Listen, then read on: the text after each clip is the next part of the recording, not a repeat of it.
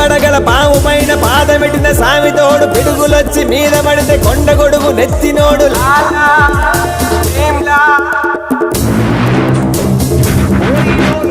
ఎత్తులొచ్చి మీద పడితే గుద్ది గుద్ది సంపినోడు ఎదురొచ్చిన పైల్వాన్ని పైకి పైకి ఇసిరినాడు